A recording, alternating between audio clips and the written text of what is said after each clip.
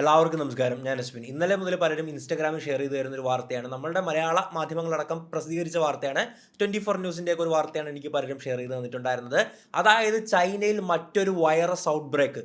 Corona ആരും മറന്നിട്ടുണ്ടാകത്തില്ല. അപ്പോൾ corona തുടങ്ങിയത് എവിടെയായിരുന്നു? ചൈനയിൽ വുഹാനിലായിരുന്നു ഫസ്റ്റ് ഔട്ട് ബ്രേക്ക് സംഭവിച്ചിട്ടുണ്ടായിരുന്നത്. പിന്നീടാണ് ഇങ്ങോട്ട് വന്നിട്ടുണ്ടായിരുന്നത് അല്ലേ?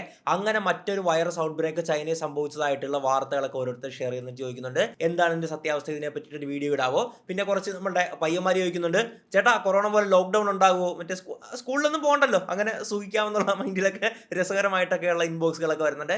എന്തായാലും ഇന്ന് നമ്മൾ സംസാരിക്കാൻ പോകുന്നത് ഇതിൻ്റെ സത്യാവസ്ഥയാണ്. അപ്പോൾ ഏത് വൈറസാണ് അവിടെ സ്പ്രെഡ് ആകുന്നത് എന്ന് വാർത്ത പോകുന്നത്, ആ വൈറസിനെ പറ്റി സംസാരിക്കാം. ശരിക്കും ചൈനയിൽ മാധ്യമങ്ങളിൽ പറയുന്ന പോലത്തെ അവസ്ഥയാണോ ഉള്ളത്, അതോ വെറും വ്യാജ വാർത്തയാണോ? ഇവിടുത്തെ മാധ്യമങ്ങളൊക്കെ റിപ്പോർട്ട് ചെയ്യുന്നത് സത്യമാണോ? തുടങ്ങി എല്ലാ കാര്യങ്ങളും നമുക്ക് ഈ വീഡിയോയിൽ പരിശോധിക്കാം. മാധ്യമങ്ങളെല്ലാം തന്നെ ഈ വാർത്ത റിപ്പോർട്ട് ചെയ്യുന്നത് എങ്ങനെയാണെന്ന് നോക്കുകയാണെങ്കിൽ അവിടെ ഒരു വൈറസ് ഔട്ട് ബ്രേക്ക് സംഭവിച്ചു കഴിഞ്ഞിരിക്കുന്നു.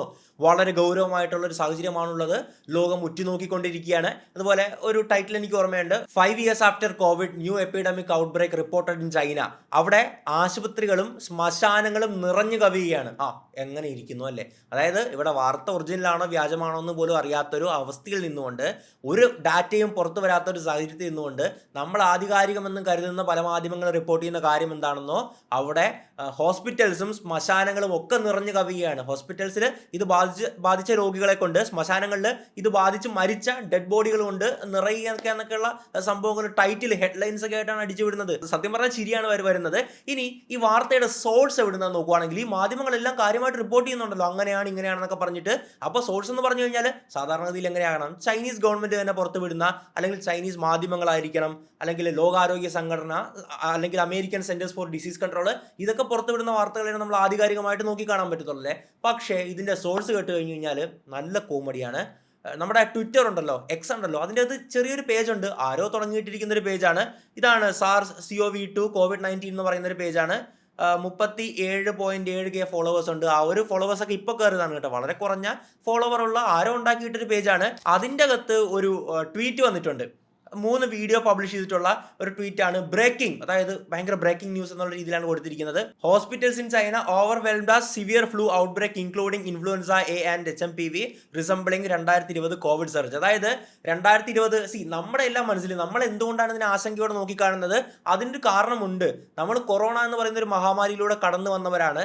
2020 ആരംഭത്തിലായിരുന്നു കൊറോണ ചൈനയിൽ റിപ്പോർട്ട് ചെയ്ത് നമ്മളിങ്ങനെ ഉറ്റുനോക്കിക്കൊണ്ടിരുന്നതല്ലേ? ഏകദേശം ഫെബ്രുവരി മാർച്ച് ആയപ്പോഴേക്കും ഇന്ത്യയിലും ലോക്ക്ഡൗൺ ആയി. പിന്നെ 1.5-2 വർഷത്തോളം നമ്മൾ ലോകം തന്നെ മൊത്തം ഷട്ട് ഡൗൺ ചെയ്തൊരു അവസ്ഥയിലായിരുന്നു ഉള്ളതല്ലേ?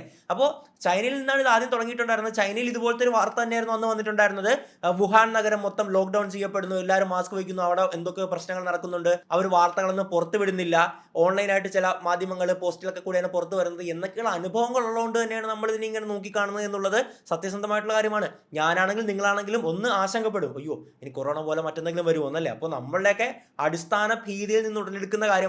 ഒരുപക്ഷെ നിങ്ങൾ ഈ വീഡിയോ പോലും ടൈറ്റിൽ കണ്ടുകൊണ്ടിരിക്കുന്നത് എന്തുകൊണ്ടാണ്?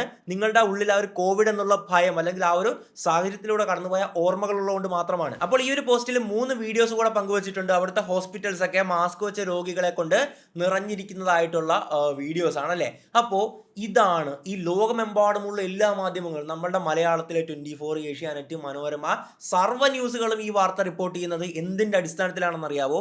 ഈ ഒരു ഒറ്റ ട്വിറ്റർ പോസ്റ്റ്, ഏതോ ഒരു ഫേക്ക് അക്കൗണ്ടിൽ നിന്ന് ആരാണ്ട് പോസ്റ്റ് ചെയ്ത ഈ ഒരു ട്വീറ്റിന്റെ അടിസ്ഥാനത്തിലാണ് എല്ലാ മാധ്യമങ്ങളും ഈ വാർത്ത റിപ്പോർട്ട് ചെയ്തുകൊണ്ടിരിക്കുന്നത്. റിപ്പോർട്ട് ചെയ്യുമ്പോൾ ഇങ്ങനെ, ഇപ്പൊ ഞാനും റിപ്പോർട്ടിംഗ് അല്ല ചെയ്യുന്നത്, ഞാൻ എൻ്റെ സത്യാവസ്ഥ പറഞ്ഞല്ലേ ചെയ്യുന്നത്. ഇത് വെറുതെ ഒരു ആധികാരികതയിൽ ഇല്ലാത്ത ഒരു ട്വിറ്റർ പോസ്റ്റ് മാത്രമാണ്, അല്ലാതെ ഒഫീഷ്യലി ആരും തന്നെ പറഞ്ഞിട്ടില്ല അവിടെ ഇങ്ങനത്തെ ഒരു വൈറസ് ഔട്ട് ബ്രേക്ക് ഉണ്ടെന്നൊക്കെ പറഞ്ഞിട്ട് റിപ്പോർട്ട് ചെയ്യാം അല്ലേ? പക്ഷെ അങ്ങനെ സംഭവിച്ചു കഴിഞ്ഞിരിക്കുന്നു. അവിടെ ഹോസ്പിറ്റൽസും ശ്മശാനങ്ങളും നിറഞ്ഞു കവിയാണെന്നൊക്കെ പറഞ്ഞാണ് റിപ്പോർട്ട് ചെയ്യുന്നത്.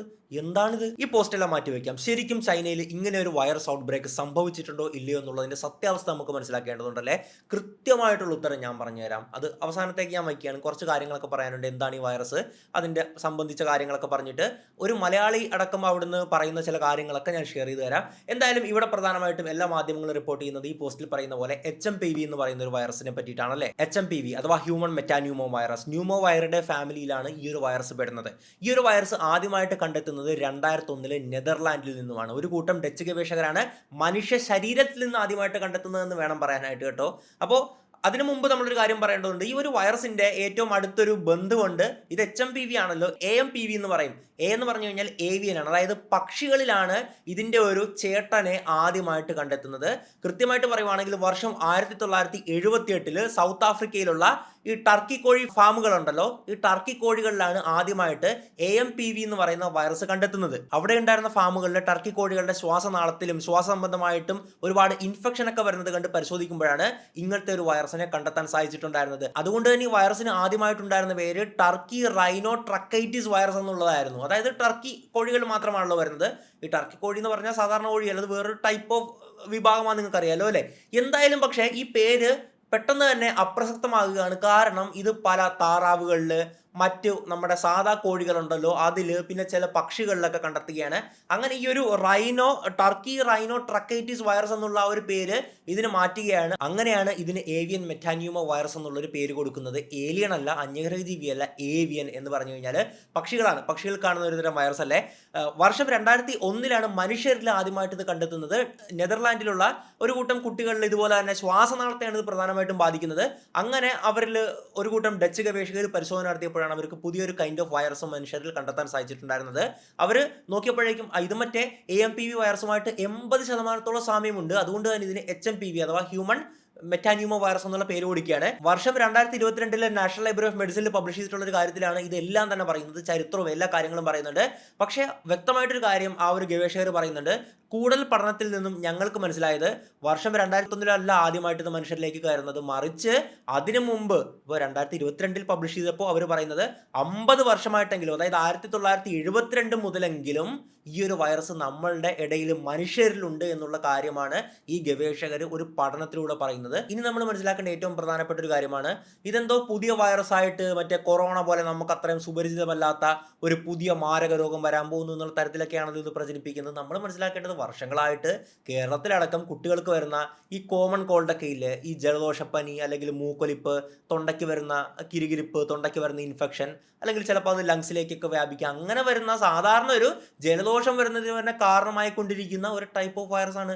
കേരളത്തിലൊക്കെ ഇത് റിപ്പോർട്ട് ചെയ്തുള്ളതായിട്ട് നമ്മളുടെ ആരോഗ്യമന്ത്രി ശ്രീമതി വീണ ജോർജ് ഇതിനെ പറ്റിയിട്ടൊരു റിപ്പോർട്ട് കൊടുത്തിട്ടുണ്ടല്ലേ. അപ്പോൾ അതിൻ്റെ അകത്തൊക്കെ പറയുന്നുണ്ട് ഇത് സാധാരണ ഇതിൽ കാണുന്ന ഒരു വൈറസ് മാത്രമാണ്, അത്രത്തോളം പേടിക്കാനൊന്നുമില്ല മ്യൂട്ടേറ്റ് ചെയ്യാത്ത പക്ഷം. അതായത് അത് മ്യൂട്ടേഷൻ സംഭവിച്ച് കൂടുതൽ ശക്തി പ്രാപിച്ചാൽ ഒരു പക്ഷേ പ്രശ്നമായേക്കാം. നമുക്കറിയില്ല എങ്ങനെയാണ് മ്യൂട്ടേറ്റ് ചെയ്യാൻ പോകുന്നതെന്നല്ലേ.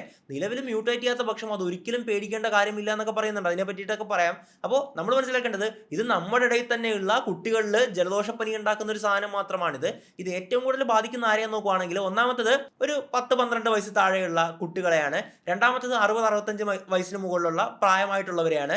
ഇനി മിഡിൽ ഏജ് ഗ്രൂപ്പ് ഉണ്ടല്ലോ, അതായത് ചെറുപ്പക്കാരായിട്ടുള്ള വ്യക്തികളുണ്ടല്ലോ, ഇവർക്ക് രോഗപ്രതിരോധ ശേഷി വളരെ കുറവാണെങ്കിൽ അവരെ ഗുരുതരമായിട്ട് ബാധിക്കാൻ സാധ്യതയുണ്ടെന്ന് എല്ലാ മാധ്യമങ്ങളിലും ഒരുപാട് ഡോക്ടേഴ്സും ഒക്കെ എടുത്തു പറയുന്നുണ്ട്. അപ്പോൾ ഇവിടെ ഏറ്റവും വലിയ മാറ്റർ ആയിട്ടുള്ളത് പ്രതിരോധ ശേഷിയാണ്. അപ്പോൾ പ്രതിരോധ ശേഷി തീരെ കുറഞ്ഞിട്ടുള്ള അങ്ങനത്തെ എന്തെങ്കിലും കണ്ടീഷൻ ഉള്ളവരൊക്കെ ആണെങ്കിൽ അവരെ കാര്യമായിട്ട് ബാധിക്കും. ഒന്നും വേണ്ട, നമ്മുടെ കൊറോണ ഇല്ലേ, കംപ്ലീറ്റ് നിങ്ങൾക്ക് ഇതുമായി ബന്ധപ്പെട്ട് റിലേറ്റ് ചെയ്യാൻ പറ്റുന്നതാണ്. കൊറോണ എന്ന് പറഞ്ഞു കഴിഞ്ഞാൽ പ്രധാനമായിട്ടും റെസ്പിറേറ്ററി പ്രശ്നങ്ങൾ ഉണ്ടാക്കുന്നതായിരുന്നു അല്ലേ. COPD, chronic obstructive pulmonary disease പോലുള്ള അസുഖങ്ങൾ ഉണ്ടാക്കുന്ന ഒന്ന് തന്നെയായിരുന്നു നമ്മുടെ ശ്വാസനാളത്തിലുള്ള ഇൻഫെക്ഷൻസ്, ലങ്സിന് ഇൻഫെക്ഷൻസ് തുടങ്ങിയ ലക്ഷണങ്ങളൊക്കെ തന്നെയായിരുന്നു കൊറോണ ബാധിച്ചു കഴിഞ്ഞാൽ ഏറ്റവും കൂടുതൽ ഉണ്ടാകുന്നത് അല്ലേ. കൃത്യമായിട്ടുള്ള സെയിം സിംറ്റംസ്, അതായത് ലക്ഷണങ്ങൾ തന്നെയാണ് ഇതിൻ്റെ അകത്ത് പറയുന്നത്. ചുമ, മൂക്കൊലിപ്പ്, തലവേദന, നമുക്ക് തികട്ടി വരിക, തൊണ്ടയിൽ ഇൻഫെക്ഷൻ ആകുക, ശ്വാസനാളത്തിൻ്റെ പ്രശ്നങ്ങൾ ഞാനിവിടെ ലിസ്റ്റ് ചെയ്യാം. അത്ര തന്നെ നമ്മുടെ സാധാരണ ഒരു കൊറോണ അത് തന്നെയുള്ള സംഭവം. ഇനി എങ്ങനെയാണ് പകർന്നത് നോക്കുവാണെങ്കിൽ അതും കൊറോണ തന്നെ. നമുക്ക് കൊറോണ എങ്ങനെയൊക്കെയാണ് പകർന്നതെന്ന് ആരോടും പറയേണ്ട കാര്യമില്ലല്ലോ. നമ്മൾ മാസ്ക് വെച്ചും അതുപോലെ ഗ്ലൗസ് ഇട്ട് സാനിറ്റൈസർ ഇട്ട് കൈയൊക്കെ വൃത്തിയാക്കുക, അധിക സ്ഥലങ്ങളിൽ തൊടാതിരിക്കുക അല്ലേ, സോഷ്യൽ ഡിസ്റ്റൻസിങ് പാലിക്കുക. അപ്പോൾ എങ്ങനെയാണ് നിങ്ങൾക്കറിയാം, ഞാൻ എക്സ്പ്ലെയിൻ ചെയ്യേണ്ട കാര്യമില്ലല്ലോ അല്ലേ. സമാനമായിട്ടുള്ള രീതിയിൽ തന്നെയാണ് ഈ ഒരു വൈറസും പകരുന്നത്. ഇപ്പോൾ എന്താണ് നമ്മുടെ ആരോഗ്യമന്ത്രി ശ്രീമതി വീണ ജോർജ് പറയുന്നത് നമുക്ക് നോക്കാം. അത് കേട്ട് കഴിഞ്ഞാൽ നിങ്ങൾക്ക് വിശ്വാസമാകുമല്ലോ. ഞാൻ പറയുന്നത് വിശ്വസിക്കണമെന്നില്ല. കൃത്യമായിട്ട് ആരോഗ്യമന്ത്രി പറയുന്നുണ്ട് ഇത് അത്രത്തോളം പേടിക്കാനൊന്നും ഇല്ലാത്തതാണ്. ഇത് കേരളത്തിലുടനീളം ബാധിച്ചിട്ടുള്ള കുട്ടികളിലൊക്കെ ജലദോഷപ്പനി എന്ന് കൃത്യമായിട്ട് എടുത്ത് പറയുന്നുണ്ട്. അതുകൊണ്ട് തന്നെ HMPV അപകടകാരിയായിട്ടുള്ള ഒരു പുതിയ വൈറസായി കാണാൻ കഴിയില്ല. കേരളത്തിലും കുട്ടികളിൽ ഈ വൈറസ് കൊണ്ടുള്ള അണുബാധകളും ചില അവസരങ്ങളിൽ ന്യൂമോണിയകളും റിപ്പോർട്ട് ചെയ്തിട്ടുണ്ട്. അതുപോലെ തന്നെ നമ്മളുടെ institute of advanced virology, national institute of virology, state public health lab തുടങ്ങിയ സ്ഥാപനങ്ങളിൽ രോഗം കണ്ടെത്താനുള്ള സംവിധാനങ്ങളുമുണ്ട്. വൈറസിൽ കാര്യമായിട്ടുള്ള ജനിതകപരമായിട്ടുള്ള മാറ്റങ്ങൾ, അതായത് കാര്യമായിട്ടുള്ള മ്യൂട്ടേഷൻ സംഭവിച്ചില്ലെങ്കിൽ അത് ഒരു വലിയ അപകടം വരുത്തുന്ന സാഹചര്യത്തിലേക്ക് പോകുമെന്ന് പറയാൻ കഴിയില്ല. തുടങ്ങിയ കാര്യങ്ങളെല്ലാം തന്നെ നമ്മുടെ ബഹുമാനപ്പെട്ട അതിനകത്ത് ആരോഗ്യമന്ത്രി പറയുന്നുണ്ട്, മറ്റ് വിദേശ രാജ്യങ്ങളിൽ നിന്ന് വരുന്നവർക്ക് പ്രശ്നങ്ങളൊന്നുമില്ല, എന്നാൽ ചൈനയിൽ നിന്ന് വരുന്ന റെസ്പിറേറ്ററി സംബന്ധമായിട്ടുള്ള ഇപ്പോൾ തൊണ്ടയ്ക്ക് പ്രശ്നങ്ങൾ അല്ലെങ്കിൽ ശ്വാസത്തിന് പ്രശ്നങ്ങൾ, ശ്വാസം എടുക്കുന്നതിന് ലങ്സിൻ്റെ അവിടെ വേദന, അങ്ങനെയൊക്കെയുള്ളവരെ ഒന്ന് നിരീക്ഷിക്കണം എന്നുള്ള കാര്യം മാത്രമാണ് ആരോഗ്യമന്ത്രി പറഞ്ഞു വയ്ക്കുന്നത്. അപ്പോൾ എല്ലാ തവണയും പറയുന്ന പോലെ തന്നെ ഭയം വേണ്ട, ജാഗ്രത മതി, കൃത്യമായിട്ടുള്ളത് അല്ലേ. പക്ഷേ നമ്മുടെ ഉള്ളിലെല്ലാം ഭയമുണ്ടാക്കുന്ന കാര്യം എന്താണെന്ന് അറിയാവോ? 2020 വുഹാനിൽ ഇങ്ങനത്തെ ഒരു സംഭവം, അതായത് ചൈനയിൽ ഇങ്ങനത്തെ ഒരു സംഭവം ഉണ്ടെന്ന് പറഞ്ഞപ്പോഴേക്കും നമുക്ക് കാര്യമായിട്ടൊന്നും തോന്നിയില്ല, ചൈനയിൽ അവിടെ എന്തോ സീരിയസ്, അത് ശരിക്കും ഉള്ളതായിരുന്നല്ലേ. പക്ഷെ അതിങ്ങോട്ട് വന്നപ്പോഴാണ് നമ്മൾ അതിൻ്റെ ഗുരുതരമായിട്ടുള്ള പ്രശ്നങ്ങളെല്ലാം അനുഭവിച്ചതല്ലേ. പലർക്കും ഇപ്പോഴും അതിൻ്റെ വിട്ടുമാറാത്ത പ്രശ്നങ്ങൾ ഉണ്ടാകും, പലർക്കും വേണ്ടപ്പെട്ടവരെ ഒക്കെ നഷ്ടപ്പെട്ടല്ലോ, ഒരുപാട് മരണങ്ങളൊക്കെ ഉണ്ടായിട്ടുണ്ട് തീർച്ചയായിട്ടും അല്ലേ. അപ്പോൾ പ്രിയപ്പെട്ടവരെയൊക്കെ കൊറോണ മൂലം നഷ്ടപ്പെട്ടിട്ടുള്ള ഒരുപാട് പേര് ഒരുപക്ഷെ ഈ വീഡിയോ കാണുന്നുണ്ടായിരിക്കാം.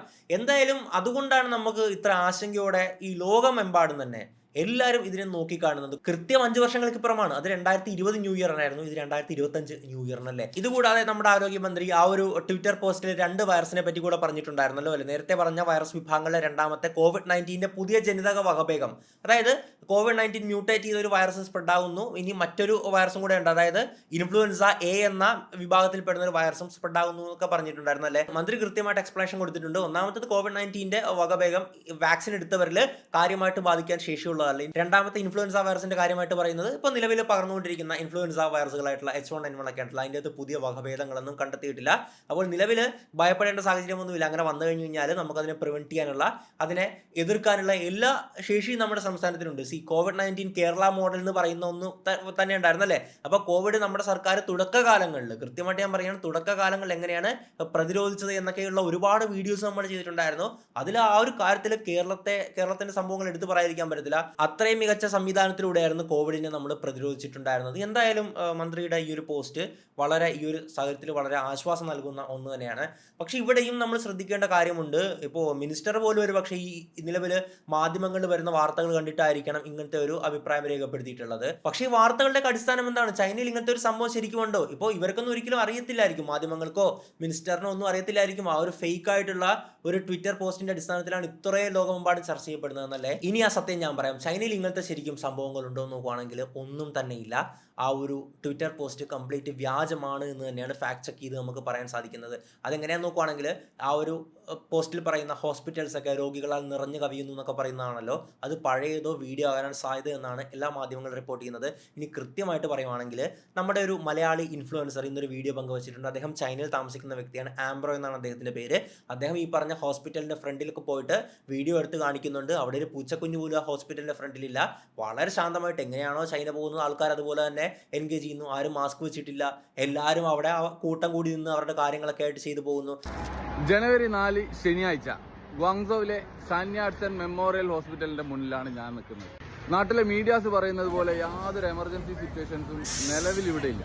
ഇവിടെ എല്ലാം നോർമലാണ്. ഇതെല്ലാം കണ്ടിട്ട് ഈ കണ്ട ഇങ്ങാടെ നിൽക്ക് കേട്ട ഞാള് പറയട്ടെ എന്നാണെങ്കിൽ നിങ്ങളോടൊന്നും ഒരു വലക്കം പറയാൻ.